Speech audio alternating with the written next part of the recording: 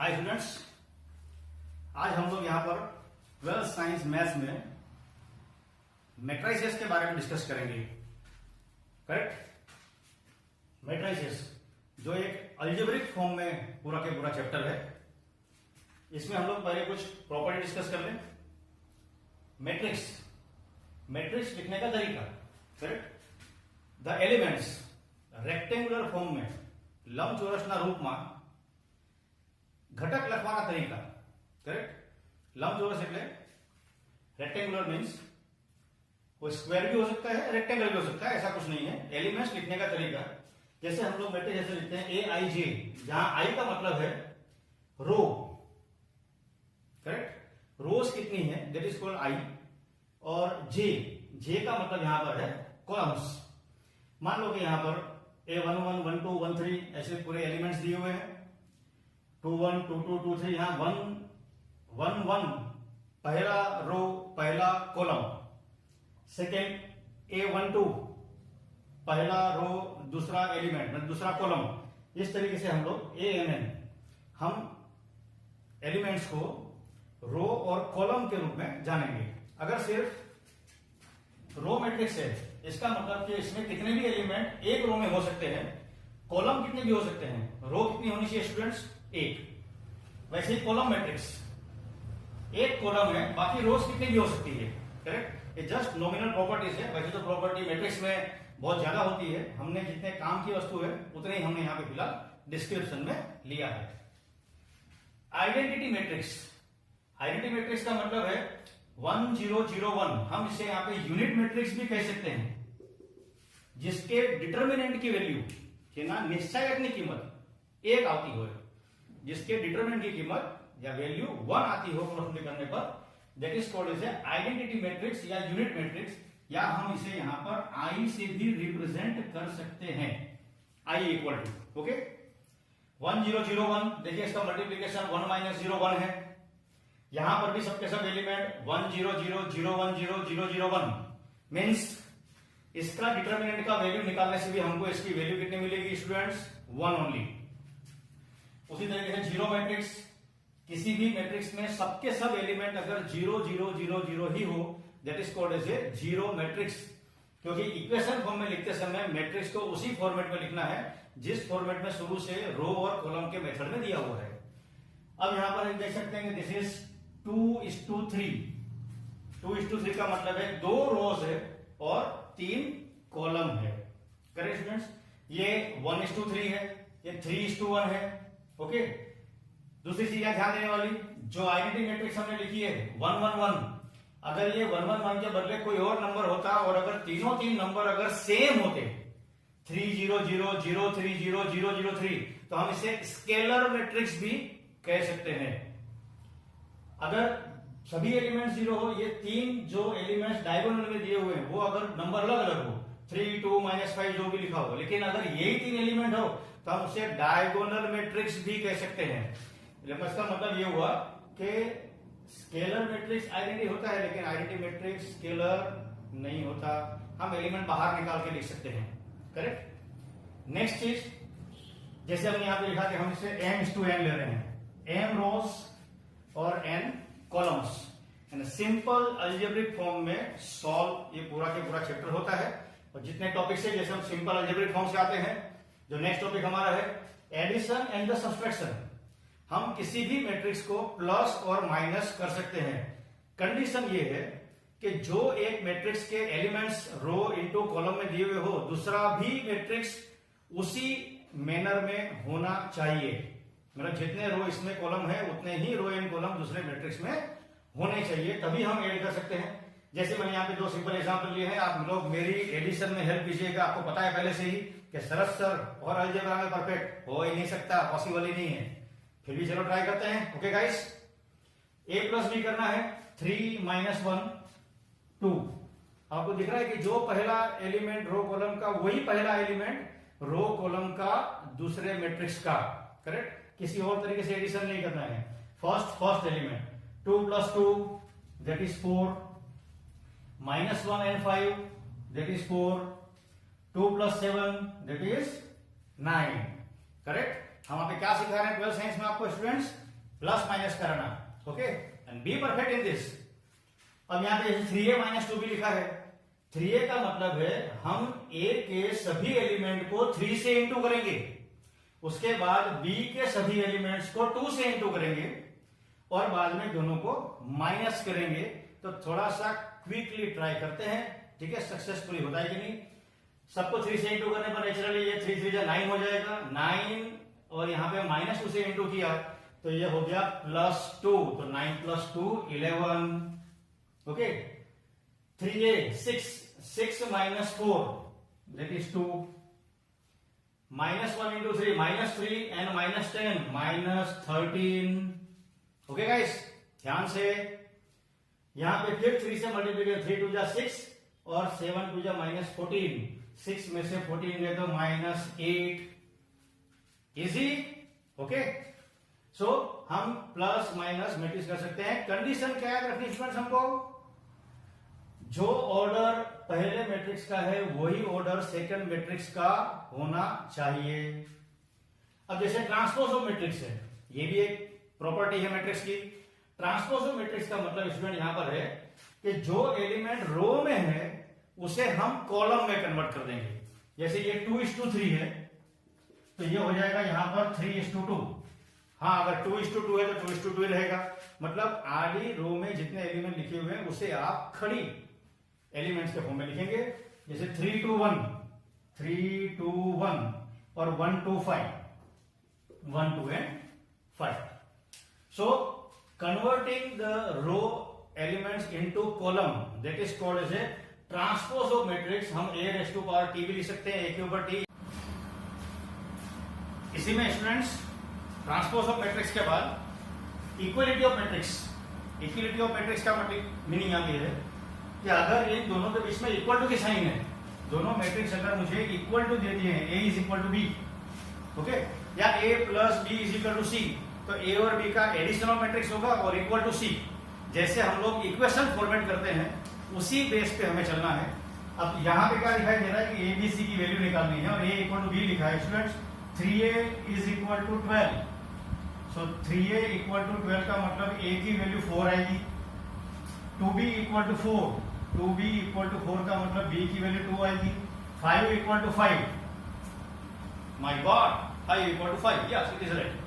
Then 7 equal to 3c, 7 equal to 3c मतलब c की value आई 7/3, correct. जैसे मैंने कहा अभी कि हम a को कोई मैट्रिक्स ले ले, b मैट्रिक्स ले ले, c मैट्रिक्स ले ले और लिखा हो 2a plus 3b equal to 5c और इसमें से अननोन नंबर दिए हुए हो तो अननोन नंबर हम इजीली फाइंड कर सकते हैं।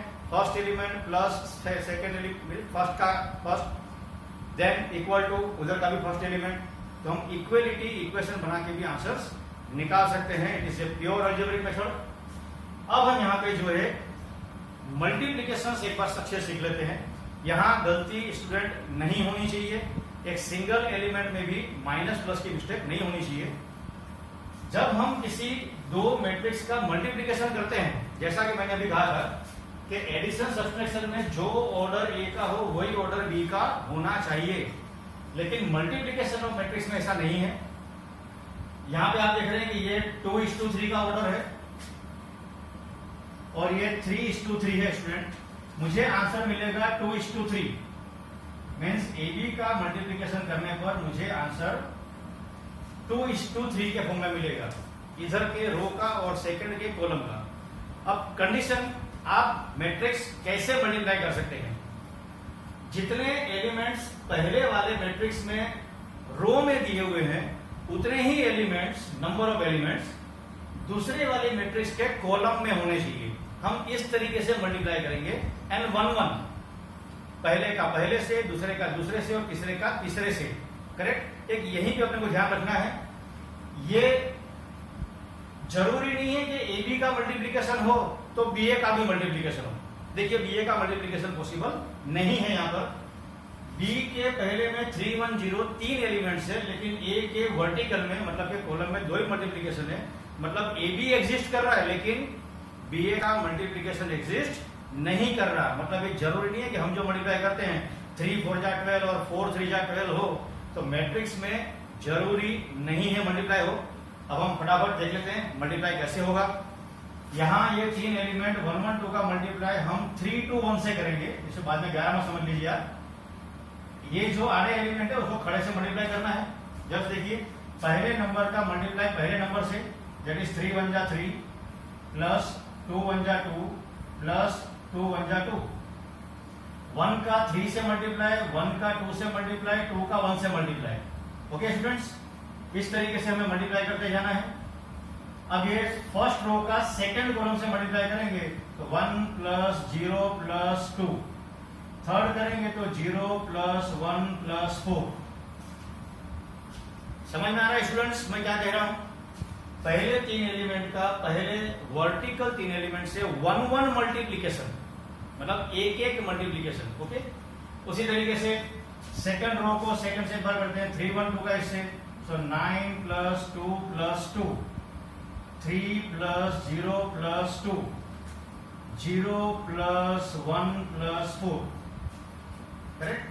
ये यहाँ पे 1 1 2 का हमने पहले सीखा था। अभी 3 1 2 का 0 1 2 से 3 इंटू 0 0, 1 इंटू 1 1 और 2 2 जा 4।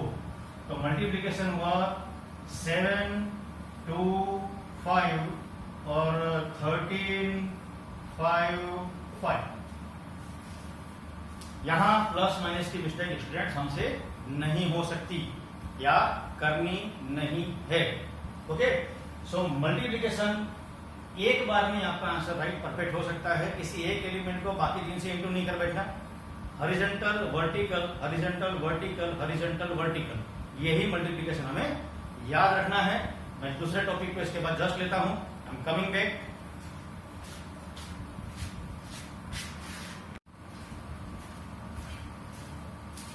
मुझे मालूम था आप सब लोग कहीं गए नहीं होंगे, करेक्ट, क्योंकि हमारा इंपॉर्टेंट टॉपिक मैट्रिक्स में अभी बाकी है। अब हम नया टॉपिक लेते हैं, इनवर्स ऑफ मैट्रिक्स। तो हमें किसी भी मैट्रिक्स का इनवर्स निकालना है। तो formula A inverse equal to 1 upon determinant of A adjoint A, सह अव्यज। करेक्ट, गुजराती में, लेकिन लिखना है फॉर्मूला इंग्लिश में ही है। 1 upon determinant of A, determinant मतलब निश्चायक, करेक्ट, जो हम सिंपल तरीके से निकालते आए हैं। और एडजॉइंट A, यहाँ पे सबसे पहले डिटर्मिनेंट ऑफ A देखें तो स्टूडेंट आएगा, ये फॉर्मूला हमें ध्यान रखना है क्योंकि ये फॉर्मूला 3:3 में भी हमें काम आने वाला है। डिटर्मिनेंट मतलब ये क्रॉस मल्टीप्लिकेशन जो हम करते थे 3 1, दैट इज 3 1 जा 3 माइनस 10, दैट इज -7। और एडजॉइंट A का मतलब है, यहाँ पे देखिए हमारे पास दो डायगोनल है, प्रिंसिपल डायगोनल और सेकेंडरी डायगोनल। जो ये वाला डायगोनल है दैट इज प्रिंसिपल डायगोनल, मुख्य विकर्ण। सो इन दोनों की हम जगह चेंज कर देंगे, द प्लेस चेंज, और बाकी जो दो एलिमेंट है उसकी हम साइन चेंज करेंगे। ये मैट्रिक्स में इनवर्स निकालने का जब 2:2 हो तो मेथड, करेक्ट, ज्यादा डिफिकल्ट नहीं है स्टूडेंट्स। इन दोनों की जगह चेंज करनी है, रिप्लेस, और बाकी जो दो है उसी साइन चेंज करनी है। So A inverse is equal to 1 upon determinant of A adjoint A 1 -2 -5 3। ये हमारा आंसर आ गया A इनवर्स, मैट्रिक्स निकालने का तरीका, करेक्ट। स्टूडेंट 3x3 मैट्रिक्स का अगर इनवर्स निकालना है तो हमें सभी एलिमेंट्स के, जैसे फॉर्मूला यही है 1 upon determinant of A adjoint A, हम यहां सबसे पहले माइनस निकालेंगे। एक्चुअली सबसे पहले हमें निकालना चाहिए डिटर्मिनेंट ही, करेक्ट। ऐसा तो सबसे पहले एक बार चेक कर लेंगे, ऐसा ना हो कि डिटर्मिनेंट ही अगर 0 आ गया तो 1 अपॉन 0 नॉट डिफाइंड। तो सहूलियत के लिए हम सबसे पहले यहाँ पे डिटर्मिनेंट ऑफ A निकाल लेते हैं। और हमें पता है कि हम डिटर्मिनेंट स्टूडेंट कैसे निकालते हैं, करेक्ट, 11th स्टैंडर्ड से हमें ये रूल्स पता है। 1 क्रॉस मल्टीप्लाई -2 एंड +3। सो 1 लेते समय -2 -3 -5, 2 लेते समय -4 -1 -5, और 3 के समय 6 -1 5, दैट इज -5 + 10 + 15। हमारा आंसर आएगा 20। स्टूडेंट 20 नॉट इक्वल टू 0 है, मतलब के इनवर्स एग्जिस्ट। इसका इनवर्स पॉसिबल है। अब हम इनवर्स निकालने के लिए सबसे पहले निकालेंगे माइनर्स ऑफ ए। स्टूडेंट यहाँ पे माइनस का मतलब क्या है, हर किसी एलिमेंट के लिए, करेक्ट, बाकी उसकी रो और कॉलम को छोड़ के जो भी 4 एलिमेंट्स है उस 4 एलिमेंट का cross multiplication, that is called as a minors. Okay, ध्यान से, जैसे अभी मैंने एक 1 लिया था तो हम लोगों ने 1 इंटू -2 और 1 इंटू 3 का क्रॉस मल्टीप्लाई किया था। ऐसे हम अभी इस 9 के 9 एलिमेंट का क्रॉस मल्टीप्लीकेशन करेंगे एक एक करके। सपोज इस 1 के लिए, नेचुरली 1 के लिए यही था -2 -3 -5। इस 2 के लिए -4 -1 -5। कहीं जल्दी ना हो इसलिए मैं स्लोली एक्सप्लेन करता हूं।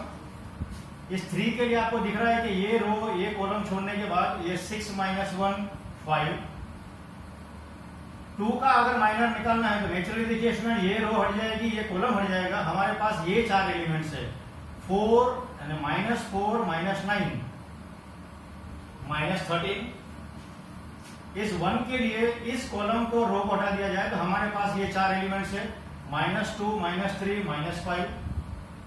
इस 1 के लिए हमारे पास है ये रो और इस कॉलम को छोड़ दें तो 3 -2 दैट इज 1। इस 1 के लिए 2 -3 -1। इस 3 के लिए ये एलिमेंट और ये एलिमेंट छोड़ दिया जाए तो 1 -6 -5। और इस -2 के लिए 1 -4 -3। इसको ध्यान से देखिएगा कैसे मल्टीप्लाई किया है। जिस एलिमेंट का हम माइनर निकालते हैं उसकी रो और कॉलम को छोड़ के आपको 4 एलिमेंट दिखाई देंगे, उस 4 एलिमेंट का इसी मेथड से क्रॉस मल्टीप्लाई करना है। 9 में से एक एलिमेंट भी रॉन्ग गया तो ऐसा नहीं है कि सर बाकी के 8 एलिमेंट राइट थे तो थोड़े मार्क्स तो मिलेंगे ना, बिल्कुल नहीं, हर एलिमेंट परफेक्ट राइट होना चाहिए। माइनस के बाद हम निकालते हैं cofactors of A. Cofactor of A का मतलब ये भी है कि माइनर ऑफ ए का ट्रांसपोज जो हॉरिजॉन्टल लिखे हुए हैं उसे वर्टिकल में कन्वर्ट करते हैं। ये हॉरिजॉन्टल है, इसे वर्टिकल लिख दिए, मतलब ट्रांसपोज हुआ। -5 -5 5 -13 -5 1 -1 -5 -3। हॉरिजॉन्टल को हमें वर्टिकल, रो को कॉलम में कन्वर्ट करना है। फिर हम निकालेंगे एडजॉइंट ए। एडजॉइंट ए का यहां पर मतलब है, मैं सभी एलिमेंट को पहले लिख देता हूं आपके लिए, फिर हम आगे बढ़ते हैं। सेंटर के जितने भी चारों नंबर है उसकी हमें साइन चेंज करनी है। देखिए सेंटर में ये 13 है, ये हम डायमंड शेप अगर देख लें तो ये -13 +13 हो जाएगा, ये -5 +5 हो जाएगा, 1 के सामने माइनस की साइन आ जाएगी और ये -5 +5 हो जाएगा। मतलब ये सेंटर के 4 एलिमेंट की साइन चेंज करनी है, that is called as adjoint A. Easy है स्टूडेंट्स, लेकिन बहुत डिफिकल्ट है स्टूडेंट्स, एक भी गलती नहीं होनी चाहिए, करेक्ट। एडजॉइंट है, इसके बाद फॉर्मूला जो आपको पता था, A inverse is equal to 1 upon determinant of A adjoint A। adjoint A ये रहा, -5 5 5 13 -5 -1 -1 5 -3। करेक्ट स्टूडेंट्स, बहुत इंपॉर्टेंट टॉपिक है inverse of matrix. Inverse of matrix निकालने के 3 तरीके हैं, हम एक एक करके लाइन से देखेंगे। Okay, we come back, just wait, don't go anywhere.